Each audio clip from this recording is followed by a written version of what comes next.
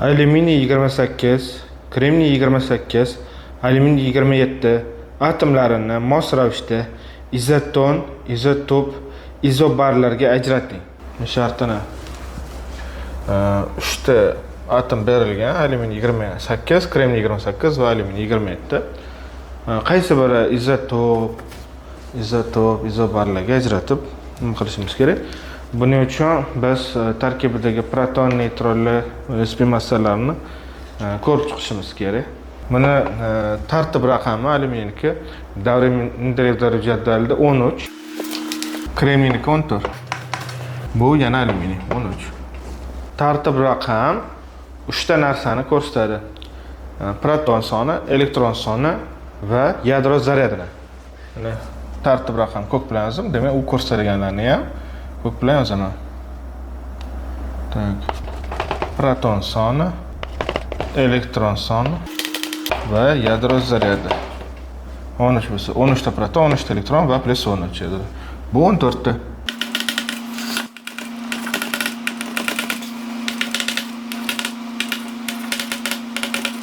Mana, demak, tartib raqamini yozib oldik.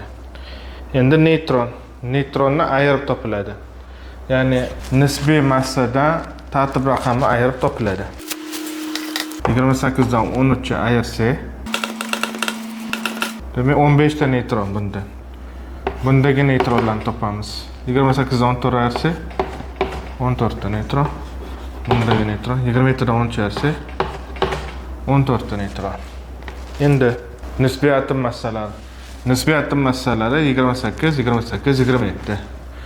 Yoki da nisbiy atom massalari proton va neytron yig'indisiga teng. Qo'shib topsa ham bo'ladi. Mana 13 ta, 15 ta, 13 ta proton, 15 ta neytron. Qo'shsa 28. To'g'ri keladi. 14 ga 14, 28. 13 ga 14, 27. To'g'ri keladi. Endi bu yerda qaysi bir izoton, izotop va izobar topish kerak. Izotonni oxiri n bilan tugayapti, demak neytronlar teng. Izotop oxiri p bilan tugayapti, demak protonlar teng. Izobar oxiri r bilan tugayapti, r bu nisbiy atom massa tushunchasini beradi. Demak, nisbiy atom massalar teng bo'lishi kerak. Shunda ko'ramiz.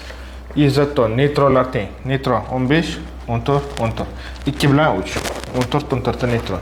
Demak, 2 bilan 3. Izotonga.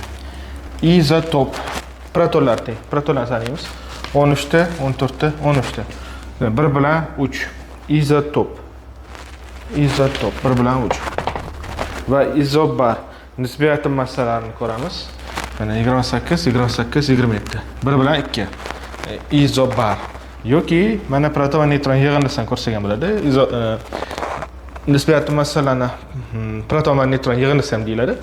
28, 28, 27. Demak, 1 bilan 2 ekan. Izobar. Izoton 2, 3, izotop 1, 3, izobar 1, 2. To'g'ri javob B varianti.